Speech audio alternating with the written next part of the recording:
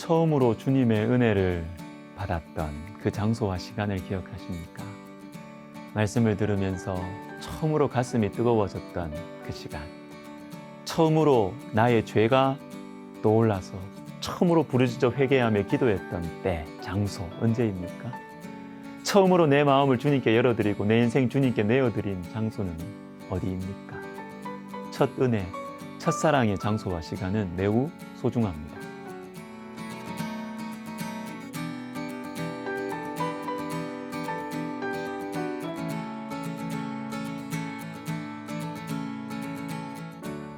오늘 본문 28절에서 예수님께서는 제자들에게 부활 후에 제자들보다 먼저 갈릴리로 갈 것이라고 하십니다. 그러나 내가 살아난 후에 너희보다 먼저 갈릴리로 가리라. 왜 갈릴리일까요? 마가복음 16장 7절도 읽어보면 가서 그의 제자들과 베드로에게 이르기를 예수께서 너희보다 먼저 갈릴리로 가시나니 전에 너희에게 말씀하신 대로 너희가 거기서 배우리라 하라 하는지라. 부활하신 주 예수님께서 갈릴리로 가십니다. 그리고 갈릴리에서 우리 다시 만나자 이렇게 말씀하세요. 왜 그러실까요? 왜 갈릴리일까요? 마가복음 1장 16절부터 18절이 그 대답입니다. 갈릴리 해변으로 지나가시다가 시몬과 그 형제 안드레가 바다에 그물 던지는 것을 보시니 그들은 어부라. 예수께서 이르시되 나를 따라오너라.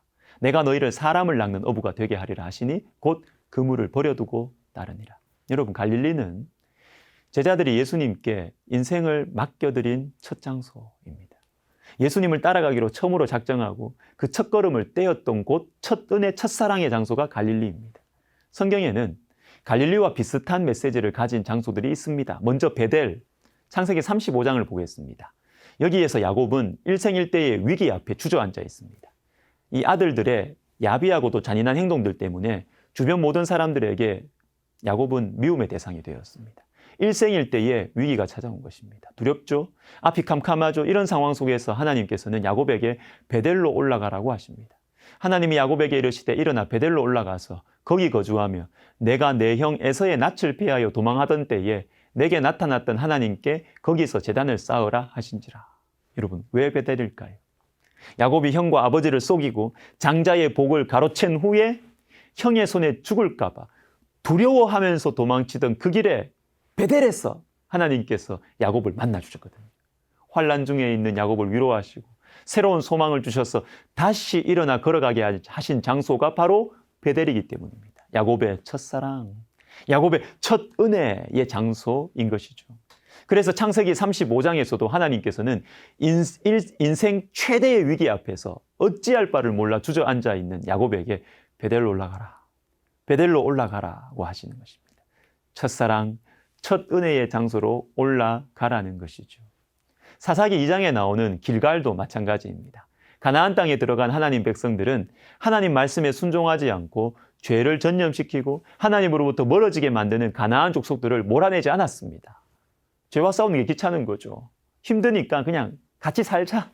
죄와 타협을 한 것입니다. 쉬운 길을 택한 거죠.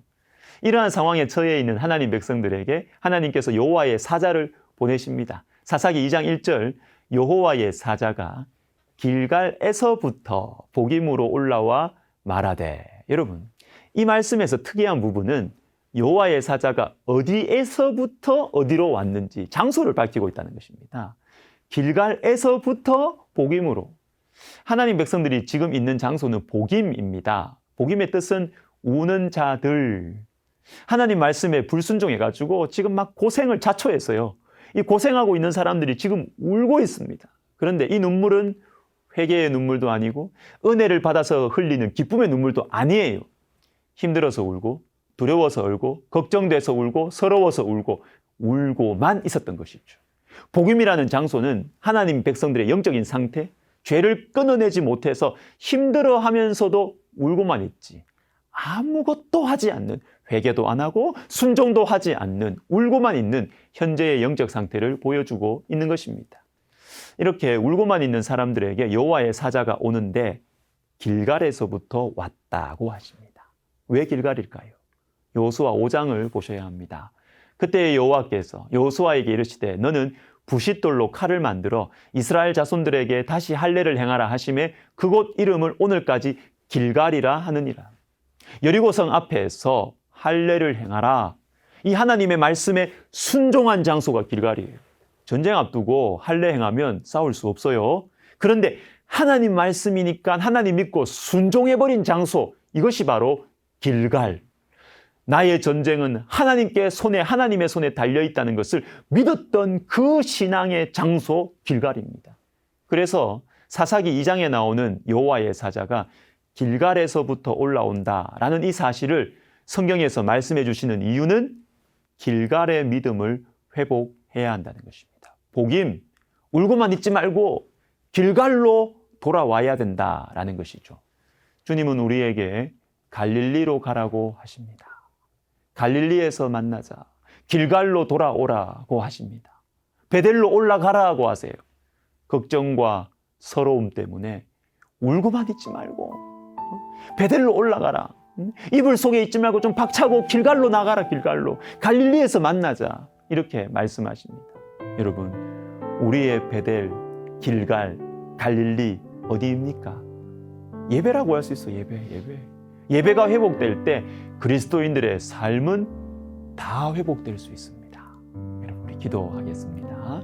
하나님 아버지, 첫사랑, 첫 은혜의 장소, 그 신앙을 우리가 회복하기를 원합니다. 주님, 코로나로 많이 연약해진 우리의 예배 생활이 회복돼서 우리의 모든 일상이 제자리를 찾는 하나님이 신앙의 선순환을 우리에게 허락하여 주시옵소서. 예수님의 이름으로 기도하옵나이다. 아멘.